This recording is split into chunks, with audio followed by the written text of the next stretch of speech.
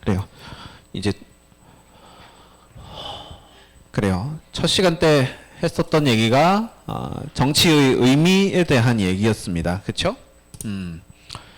정치의 의미는 정치의 필요성에서부터 우리가 생각을 해야 된다라고 말씀을 드렸죠. 정치가 필요해진 이유는 그럼 무엇이냐라고 했을 때, 그죠? 돈, 사회적 지위, 권력 등등과 같은, 그죠? 자원의 희소성에 의해서 갈등이 발생할 수 있다. 이러한 것들을 해소하기 위해서는 희소한 자원에 대해서 뭔가 말이 나오지 않게라는 표현 좀 그런가? 분배, 그죠? 정의롭게 분배하는 그런 어떤 것들을 해소 방안으로 삼아야겠다. 이렇게 된 거지. 그 과정에서 쓰이는 수단이라는 것이 정치라고 부르는 거였고, 즉, 이 어떤 일련의 과정을 봤을 때에는, 그죠? 정치라고 하는 것의 정의는 자원의 정의로운 분배를 통해서 구성원들 간의 갈등을 해소하는 전반적인 과정, 의사소통 과정들이겠지. 그런 과정들은 질서유지, 옳고 그름이 기준을 마련한다 라는 얘기를 했었죠. 일단 지난 시간 걸 리마인드 하는 거예요. 왜 새로운 거 하시지? 라고 쳐다보시면 안 됩니다. 했던 거예요. 복습 잠시 하는 거야. 그래서 정치는 누가 하는 것일까? 라고 해서 이제 여러분들이 모든 별로 질문을 3가지씩 만들어 보셨던 기억이 나실 겁니다. 해서 정치를 바라보는 관점, 즉 정치의 어떤 주체는 어디까지로 보아야 할 것인가 라고 했을 때 크게 2가지 현상설이 있었지. 첫 번째가 국가 현상설, 두 번째는 집단 현상설. 국가 현상설은 정치를 수행하는 주체는 권력체, 즉 입법부, 행정부, 사법부 등등과 같은 국가 수준에서만 나타나는 현상이다 라는 거였죠. 그래서 정부가 정책을 시행한다 라고 했을 때는 어떻다? 무슨 현상설? 무슨 현상설이 가까워요? 자, 정부의 어떤 정책 수행 과정들만 이제 우리가 정치라고 얘기를 하고, 여러분들이 학급 회의를 하건 학생 회장을 선출하건 그런 것들은 정치라 보기 좀 어렵다. 이렇게 설명했을 때는 무슨 현상설? 예? 뇌절할래? 국가현상설이죠, 그렇죠? 농담이야. 뇌절할래? 농담이야. 자, 국가현상설이죠. 집단들의 정치 현상에 대해서는, 그죠? 국가 수준의 어떤 권력체가 하는 것이 아니기 때문에 정치 현상으로 보기 힘들 것 같아라고 하면 국가현상설, 그렇지? 집단 현상설은 그것을 넘어서서, 그죠? 국가 수준에서도 하지만 여러분들이 이제 학교에서 겪는 어떤 다양한 어떤 의사결정 과정, 그죠? 가치의 분배 과정, 기업에서 하고 있는 성과급, 기준 분배 정하는 그런 과정들, 그지? 노사 갈등 해결하는 과정들 다 이제 정치야라고 봤을 때에는 어떤 현상설? 지읒 소리가 좀 자신 있게 얘기해.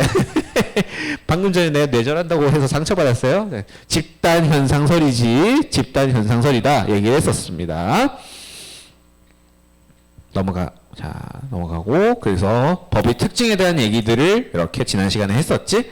정치라는 것은 이제 자원의 분배를 통해서 구성원들 간 갈등 해소하고 이런 것이었는데, 이걸 그냥 하는 게 아니라 문서화, 명문화 시키는 것을 필요하다라고 얘기를 했었습니다. 그것을 우리는 법이라고 말하기로 했었고, 그 법이라는 것은 그렇지, 옳고 그름이 기준이 된다라고 말씀해서 행위규범이라는 표현을 썼었고요. 근데 그 옳고 그름이 기준이 있음에도 불구하고 꼭 법을 안 지키는 사람들이 있죠. 그런 법을 위반했을 때에는 규제를 할 수가 있어야 되겠지. 재판을 해서 제재를 할 수가 있어야 되겠죠. 그래서 재판규범, 강제규범이라고 표현을 한다. 그래서 이제 제가 그 얘기도 했었던 것 같은데요. 법과 도덕 간의 관계, 이 얘기도 했었죠. 예, 안 했었나요? 했었지? 그래서 법과 어떤 도덕 간의 가장 큰 차이점이 있다면 어떤 것의 여부? 웅얼웅얼. 자, 그치, 강제성. 그치, 강제성의 여부의 차이가 기본적으로 있다라고 얘기를 했었습니다. 여러분들이 자리에서 노약자분께 자리를 양보하지 않는다고 해서 사형에 처하거나 벌금형에 처하지는 않는다라는 거지. 하지만 근데 또 그런 어떤 도덕적인 기준을 본인들이 알고 있기 때문에 행위의 규범이 되기도 한다라는 얘기를 했었지, 그지? 그리고 더 나아가서는 그 도덕이라고 하는 것이 어느 순간에는 대다수의 구성원 합의를 통해서 법으로 만들어지기도 한다 했었지. 그래서 사람을 죽이면 안 된다라고 하는 것은 도덕적 관념이 되기도 하지만 형법이 되기도 하지. 그지? 그러다 보니까 그런 어떤 차이점이 있는 듯 하면서도 연관성이 분명히 있다라는 얘기까지 했던 것 같아요. 그죠? 그래요. 그 정도 얘기를 했었고, 오늘 이제 새로운 얘기를 할 텐데요. 이러한 법은 모두가 다 똑같은 법이 아닙니다. 법 단계설이라고 우리가 표현을 하고 있어요. 법은 일종의 단계를 지니고 있다. 교과서 13페이지에 여기 약간 옆에 약간 짱 박혀 있나요? 그죠? 예, 법은 똑같은 구조가 아니다. 똑같은 어떤 것이 아니라 일종의 위계를 지닌다라는 얘기를 합니다. 독일의 법철학자 켈젠이라고 하는 사람이 있어. 그래서 그 사람이 법에는 일종의 위계, 위아래가 있다라는 표현을 썼다고. 이제 이것을 이제 우리 법리적인 어떤 특징에 따라서 얘기를 하면 뭐라고 이제 표현을 하냐면, 상위법, 우선의 원칙이 있다. 우선의 원칙을 따라야 한다라고 이야기를 하고 있습니다. 네. 그래서 보시면은 그지 헌법이 가장 위에 있는 최상위법인 거고, 모든 법들은 그래서 헌법에 위배돼서는 안 돼요. 그냥 무조건 최고야. 그리고 법률이 그 다음에 있고 명령이 그 하위에 있는 모습, 그리고 약간 그 밑에 있긴 한데 살짝 이상하게 띄워놓은 듯한 자치법규라는 것이 있다. 그죠? 왜 띄워놨을까? 차근차근 보면서 생각을 해보면 될 것 같아. 일단 누가 만들었는지부터 한번 좀 체크를 해보면요. 법률이라고 하는 것은 입법부, 그죠? 입법부가 만들었다라고 얘기를 합니다. 여러분들 알고 있는 입법부는 어디? 대한민국에서? 쿡? 니들 그 초성 힌트 이렇게 해야겠다. 쿡 이러면서 기억 키읔 이렇게 해. 국회, 그죠? 대한민국 국회는 입법부다. 그죠? 명령에는 보니까 대통령령, 총리령, 부령 이런 거 적혀 있는 거 보니까 명령을 내리는 주체는 어디겠어요? 그죠? 행정부지, 그지? 행정부. 대한민국 정부는 행정부. 그리고 자치법규와 같은 것들은 지방자치단체가 되겠어요. 지방자치단체가 자치법규를 이렇게 만들고 있는 곳인데, 그럼 헌법은 누가 만들었어? 라고 했을 때 명확하게 대답할 수 있는 기관이 있나요? 헌법은 누가 만들었을까? 그죠? 좀 뭔가 모호한 무언가가 있단 말이야. 관할하는 기관이 뭔가 뚜렷해 보이지 않는다라는 거지. 그래서 사실 좀 명확하게 따지지는 못하지만 우리가 흔히 이렇게 얘기를 해요. 헌법은 시민이 만들었다. 뭐 이런 얘기들을 하기는 합니다. 뭐 제3신분설 뭐 이렇게 얘기를 하는데, 거슬러 올라가면 그런 거예요. 다음 시간에 이제 민주주의 역사에 대해서 조금 배우게 될 텐데, 그때 이제 시민혁명을 함으로 인해서 다양한 어떤 국민들 뭐 기본권 보장됐니 뭐 이런 얘기를 할 거거든요. 그때 나왔었던 뭐 프랑스 대혁명 때 나왔던 문서, 뭐 영국 명예혁명 때 나왔던 뭐 권리장전 문서, 이런 것들이 지금 현대 헌법에 나와 있는 내용이랑 별반 다르지 않더라라는 겁니다. 그러다 보니까 시민혁명의 산물이지, 이런 인식이 생겨버리는 거지. 예, 이해됐죠? 그래서 만든 주체들을 좀 생각하면서 우리가 얘기를 해보도록 하겠습니다. 일단 입법부에서는 그죠? 국회가 법을 제정하기도 하고 개정하기도 하죠. 교과서가 참 친절한 게 제정과 개정의 차이까지도 설명을 해주고 앉아 있어. 그죠? 제정은 없던 법을 새롭게 만든 거고요. 개정이라고 하는 것은 기존에 있는 법률의 일부 내용들을 바꾸는 그런 어떤 행동들을 개정이라고 얘기를 합니다. 그 법률에 의해서 명령이 만들어지는데, 통상 우리가 명령도 또 유형이 있어요. 시행령이라고 하는 게 있고요. 시행령이라고 규칙이라고 하는 것이 있다. 이렇게 얘기를 해요. 시행령과 시행규칙. 좀 이따가 우리가 법 조문들 같이 조금 볼 건데, 시행령 같은 경우에는 기본적으로 대통령령입니다. 대통령이 내리는 명령을 시행령이라고 붙이고 있고요. 시행규칙은 그지 총리 그리고 각 부처별 그죠 장관들이 내리는 부령, 총리령, 부령을 시행규칙의 형태로 내고 있습니다. 통상 시행규칙은 이제 각 부서별 장관이 이렇게 내는 경우들이 많아요. 이해됐죠? 헌법은 이제 다음 시간부터, 아니 다다음 시간 정도 되겠다. 다다음 시간 정도부터 조금 구체적인 얘기를 할 테니까 조금 설명을 유보하도록 하겠습니다.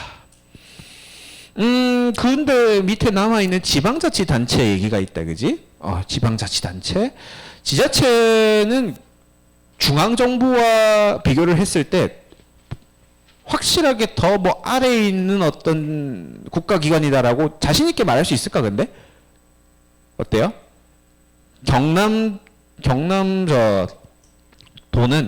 경상남도는 의회는 국회의 바로 밑에 있는 그런 하위기관이라고 우리가 말할 수 있을까, 자신있게? 자치가 아니지. 그지? 자치라고 표현할 수가 없지. 근데 분명히 어느 정도는 중앙정부와의 관계에 있어서 조금 더 우선한 것 같단 말이야. 어느 정도 느낌이. 그러다 보니까 애매하게 띄워놓긴 했고 살짝 밑에 있는 그런 거라고 보시면 돼요. 좀 이따가 법을 보여드리겠지만 얘랑 이 자치법규가 있는 데가 조금 섹션이 다른 것도 그런 것들을 반영한 거라 보시면 되는데요. 여기는 이제 조례와 규칙이라고 하는 두 가지 유형의 법규를 내고 있다라고 보시면 되겠어요.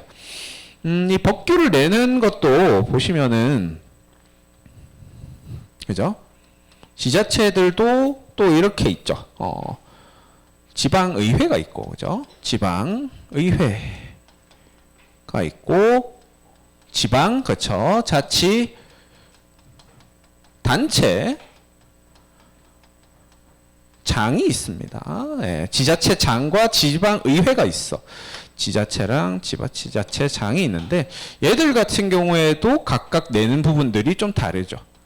조례. 지방의회가 내는 어떤 형태의 자치법규를 조례라고 얘기를 하고 지방자치단체의 장이 내는 형태의 법규를 우리가 뭐 규칙이라고 표현을 하기도 해요. 자세히 보면은 얘랑 좀 비슷하다, 구조가. 그지? 지방의회가 법률, 이제 입법부, 행정부, 중앙정부로 따졌을 때 어디에 조금 대응되는 관계겠어요? 지방의회. 같은 회자잖아, 얘들아. 응? 같은 회자잖아. 어디랑 좀 상응하겠니? 지방의회는. 입법부, 행정부?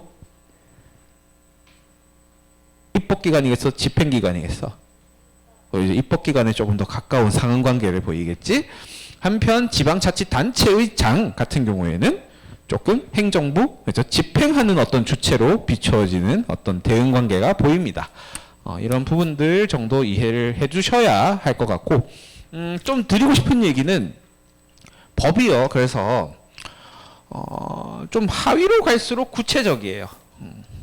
좀 더 구체적인 내용을 하위법에 가면 갈수록 많이 담아놨다라는 점, 그리고 반대로 이제 여기 이제 상위법으로 가면 갈수록 조금 좀 추상적이에요. 추상적이에요. 헌법에는 모든 구체적인 내용을 막 다 담지 않았다고. 그건 상식적으로 생각해봐도 그럴 수밖에 없어. 헌법이라고 하는 것은 뭔가 가장 근본이 되는 뿌리라는 거죠. 뿌리라는 거. 그죠? 국민은 모두가 주권을 가진다. 뭐 이런 아주 근본적인 근본 오브 근본 내용들이 담겨 있다고. 근데 여기에다가 뭐 저 차선 뭐 변경할 때 위반하면 과태료 5만 원 이런 게 들어가면 웃기지 않겠니? 니들이 그냥 상식적으로 생각해봐도. 그쵸? 그냥 전반적인 질서를 지켜야 된다. 뭐 이렇게 가겠지. 여기다 과태료 5만 원이고 뭐 침을 뱉으면은 뭐 얼마고 이런 게 일일이 다 들어가지 않는다고 상식적으로 생각해봐도. 구체적인 조금 법 체계를 좀 보여드려 볼게요. 제가 한번 국가법령정보센터를 가보겠습니다.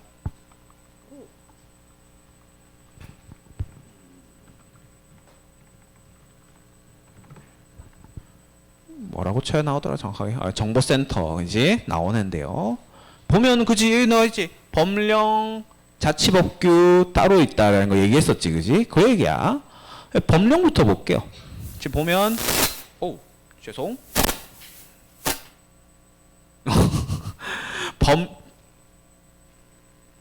법률 대통령령 불령 이렇게 표현이 돼 있죠. 지금 보시면 좋은 예시가 있네. 119 구조 9급에 관한 법률, 그지?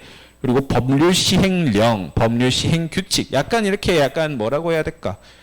이게 좀 더럽구나. 이거 좀 지울게요, 잠시. 그지? 법률 시행령, 법률 시행 규칙. 앞에 글자는 다 똑같아, 그지? 119 구조에 관한 법률 시행령 규칙 이런 식으로 보면 누가 했느냐? 법률, 그죠? 그리고 대통령령, 대통령이 했고 관련 부서는 행정안전부다 해서 행정안전부 장관이 내린 명령이 있죠. 좀 다른 얘기를 해볼까? 교육기본법에 대한 걸 좀 볼게요. 교육기본법도 이제 그지? 기본법 시행령 뭐 이렇게 있는데 기본법을 잠시 보시면 헌법부터 봅시다. 대한민국 헌법을 잠시 우리가 보게 되는데 헌법의 31조를 보면은 이런 얘기야. 구체적이라는 게 어떤 건지 좀 보여주려고. 자, 31조 균등하게 교육을 받을 권리를 지니는데 31조 2항을 보시면 모든 국민을 그 보호하는 자녀에게 적어도 초등교육과 법률이 정하는 교육을 받게 할 의무를 지닌다라고 얘기를 하고 있어. 의무교육에 대해서 대한민국 헌법에서 정확하게 얘기를 해주고 있니? 안 해주고 있지. 그죠? 이 말이에요. 법률에 유보를 한다라는 의미고 그 법률을 이제 교육기본법으로 봤을 때에는 의무교육의 범위가 정확하게 나와 있지. 의무교육은 6년의 초등교육과 3년의 중등교육으로 한다라고 나와 있죠. 정확하게 나와 있다는 뜻이야. 법률이 헌법에 비해서 더 구체적인 어떤 성격을 지니고 있고 그 더 구체적인 내용들이 비슷한 어떤 교육기본법에서 나오는 시행령, 시행규칙 같은 것들로 덧뿌리를 내리게 되는 거죠. 그런 의미를 제가 방금 설명했다라고 보시면 되겠어요. 이렇게 지지직거리지 근데? 일단 해볼게요. 넘어가도 되겠어요? 예, 기본적인 법 구조에 대해서는 아셔야 된다. 자, 그리고 이제 정의에 대한 얘기들이 좀 나옵니다. 법과 평등으로서의 정의해서 뭐 14페이지에 정말 뭐 복잡하게 뭐 아리스토텔레스부터 가고 있는데 친구야, 자, 좀 앉으세요. 자, 깨워줄래요, 옆에 친구? 그래, 잘했어. 정신 차리고. 근데 뭐 아리스토텔레스까지 갈 거 없을 것 같아. 우리가 현대 법에서 얘기를 하고 있는 정의, 현대 정치에서 얘기를 하고 있는 정의 이퀄 평등이라고 봐도 무방하거든요. 정의로운 건 그냥 평등하다는 것과 크게 다른 의미가 아닌 것 같아요. 그러면 그 평등이라고 하는 것은 어떤 유형이 있느냐라고 했을 때 우리는 또 두 가지가 있다라고 얘기를 한 거죠. 조금 소리를 낮출까? 죄송. 너무 지지직거린다, 그지? 절대적 평등, 상대적 평등 이렇게 두 가지 유형의 평등이 있다라고 얘기를 하고 있습니다. 여기서 이제 절대적 평등에 대한 얘기는 당신들이 어떠한 성격을 지니고 어떤 사람이건 간에 무조건 아무따 묻지도 따지지도 않고 다 동일한 무언가를 받아야 한다라는 의미를 가지고 있어. 그렇게 많이 나오지는 않는 건데요. 많은 사례들이 나오진 않는데 정말 대표적인 사례가 있다면 모두가 일정 연령 이상이 되면 성별, 종교, 재산 등등에 무방하게 1인 1표를 받고 있지. 각자가 다른 사람이지만 선거에서만큼은 1인 1표제가 보장이 되고 있죠. 그죠? 각자가 이질적이더라도 돈 많다고 해서 정치적 권력이 더 많다고 해서 아는 게 더 많다고 해서 그 사람한테 2표, 3표, 4표, 5표 이렇게 주지는 않는다라고. 그지? 그죠? 절대적 평등의 대표적인 예시는 이제 1인 1표제 보장 같은 것들이 되겠죠. 평등 선거권 이런 것들. 한편 상대적 평등은 조금 뉘앙스가 달라. 같은 것은 같게, 다른 것은 다르게 라고 표현을 하고 있습니다. 다른 것은 다르게. 이걸 좀 다른 표현으로는요, 합리적 차별이라고 우리가 얘기를 하고 있답니다.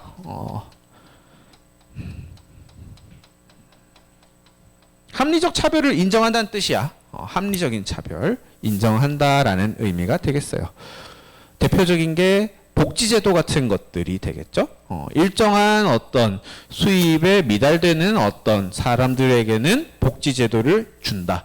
복지제도의 유형도 뭐 다양하게 있겠지. 의료에 대한 것들도 있고 교육에 대한 것들도 있고 생활비에 대한 얘기들도 있고 하거든요. 크게 4가지 형태의 복지가 있는데 그것마저도 얼마나 본인이 이제 힘들게 사느냐에 따라서 또 지급이 될 수도 있고 안 될 수도 있어. 대한민국 복지제도가 그래.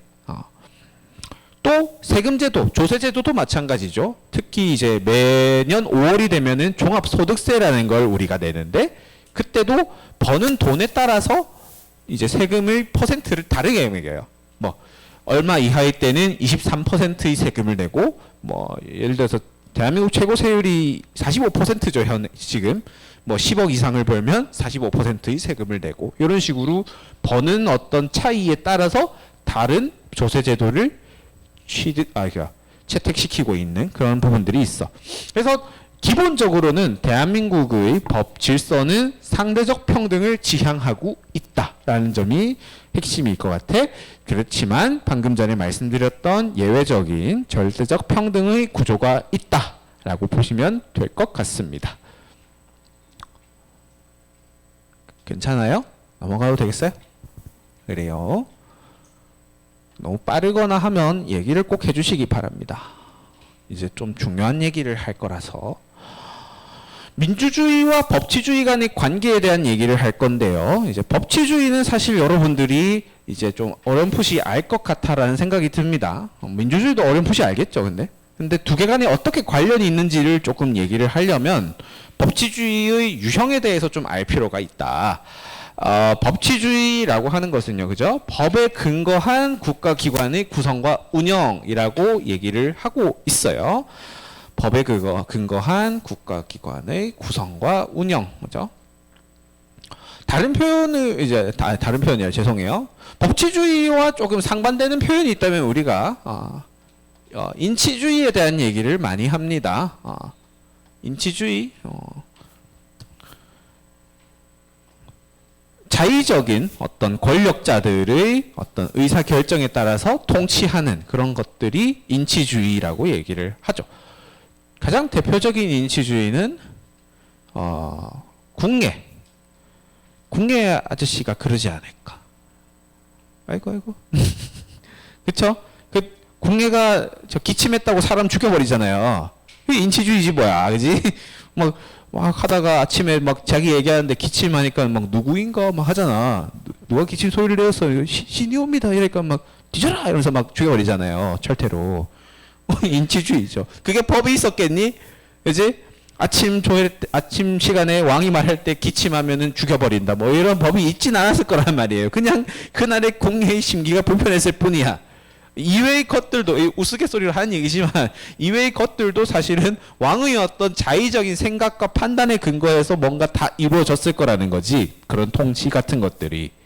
하지만 이제는 더 이상 그거를 두 눈 뜨고 볼 수가 없었던 거고, 그래서 법에 근거한 어떤 구성과 운영을 해라라는 얘기가 나온 거죠. 여기서의 어떤 통치, 법치주의에서 말하고 있는 어떤 통치라고 하는 것은요, 권력자의 통치뿐만을 얘기하는 게 아닙니다. 권력자 또한 법에 의해서 다스림을 받는다라는 의미를 가지고 있어. 그러니까 옛날에는 뭐 이런 얘기를 하는 거예요. 뭐 뭐라고 하니? 룰 바이 로우에서 아이고 오랜만에 영어를 쓰려니까 잘 안 되네요. 룰 오브 로우가 되었다. 뭐 이런 얘기를 하거든요. 법에 근거한 지배에서부터 법 자체의 지배라고 표현을 한단 말이지. 그러니까 지도자 위에 법이 있다라는 얘기를 하고 있는 거예요. 음질을 왜 이러니? 이제 룰 오브 로우의 얘기를 하고 있다라는 게 진정한 의미의 법치주의가 되겠는데요. 이 법치주의마저도 사실은 두 가지 유형이 있다라고 얘기를 하고 있습니다. 첫 번째로는 형식적 법치주의에 대한 얘기를 하고 있어. 여기서의 키포인트는 형식적으로 일단 합법하면 된다라는 얘기를 하고 있어요. 형식적 합법성을 강조하고 있습니다. 그러니까 여기서 말할 형식이라고 하는 것은 일종의 껍데기, 그죠? 껍데기적으로 봤을 때 법에 명시되어 있고 그 법이 절차에 의해서 쓰면 괜찮다, 노 프라블럼이다, 뭐 이런 얘기를 한다 보시면 되겠어요. 근데 이 형식적 법치주의를 너무 강조하게 되었을 때의 문제가 있죠. 물론 이제 형식적 법치주의가 나쁘다 뭐 이렇게 얘기를 하시면 절대 안 됩니다. 형식적 법치주의 나쁜 거, 뭐 실질적 법치주의 좋은 거, 뭐 이런 게 아니야. 형식적 합법성 정말 중요해요. 정말 중요합니다. 하지만 그것뿐만 아니라 그 과정에서 법의 내용 자체가, 그죠? 알맹이가 내용이 좋아야 된다라는 거죠. 정당한 알맹이여야 한다라는 거죠. 이 알맹이 없이 껍데기만 자꾸 강조하게 되었을 때에는 알맹이가 없는 국가 운영에 대해서 정당화할 수가 있다라는 거죠. 예컨대 방금 제 국내의 사례를 들었을 때, 뭐 그런 법이 없어요. 뭐 법을 만드십시오. 이렇게 했을 때, 오케이, 알았어. 그러면 자 앞으로 아침 조리 시간 때 기침하면 다 죽여버린다. 법으로 만들었어. 이렇게 해버려서 그랬을 때 이런 어떤 국가 운영을 정당화할 우려가 있다라는 거예요. 그죠? 자, 니들 다 끄덕끄덕했다잉. 자, 오늘부터 탕탕탕 기침하는 사람 나와. 이렇게 해버릴 수 있잖아. 막말로. 그랬을 때 분명히 문제가 생길 수 있기 때문에 내용상의 정당성까지도 강조해버리는 실질적 법치주의가 우리가 궁극적으로 가야 할 길이다라고 보는 거죠. 그게 현대민주주의 국가의 방향성이라고 얘기를 하고 있고요. 그러면 그 알맹이가 괜찮은 알맹이라는 건 우리가 어떻게 판단할 거야? 라고 했을 때에는 딱 이게 나오는 거지. 국민의 기본권을 보장해주고 있는 게 맞니? 이걸 가지고 내용상 정당성을 판단할 수 있어야 된다는 거지. 그래서 국내 아저씨한테 그딴 법을 만들면 이렇게 얘기를 해야 되는 거죠. 당신은 우리의 생명권을 과도하게 침해하고 있다. 부당하게 침해하고 있다. 라고 얘기를 할 수 있어야 한다라는 거죠.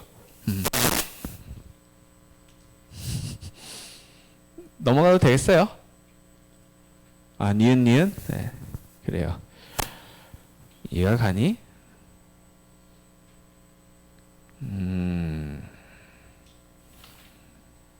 넘어갈까요? 이제? 그런데 민주주의의 어떤 개념을 보니까요. 이제 방금 전에 우리가 얘기했었던 실질적 법치주의랑 뭔가 별반 내용이 다르지 않아. 그렇지 않나? 민주주의의 목표는 자유와 평등의 이념을 토대로 인간 존엄성을 보장하는 것이다 라고 나와 있지 않습니까? 여기 지금 그냥 기본권의 내용이 다 때려박아져 있지. 자유, 평등, 인간의 존엄성, 우리가 통사시간 때 배웠었던 그런 어떤 기본권 개념들 다 맞죠. 그런 의미에서 실질적 법치주의의 보장은 민주주의를 촉진시키는 어떤 수단이 될 수 있다라고 우리가 논리적으로 말할 수가 있어야 되는 거예요. 그 논리적으로 말할 수 있는 키는 내용상 정당성의 판단 기준이 되겠죠. 이해되셨어요? 어렵지 않으리라 봅니다. 자, 여기까지가 오늘 일단 내용이고요. 여러분들이 일단은 일단 제 영상은 여기까지 하고 여러분들이 이제 실제로 이제 관련해서 좀 보았으면 하는 영상이 이제 아이히만에 대한 영상이고 그거에 대해서 여러분들이 방금 배운 내용에 근거하여서 여러분들 생각을 이제 논술해보는 그런 시간을 좀 가져보려고 합니다. 그래서 일단 영상은 여기서 우리가 마치도록 하고요.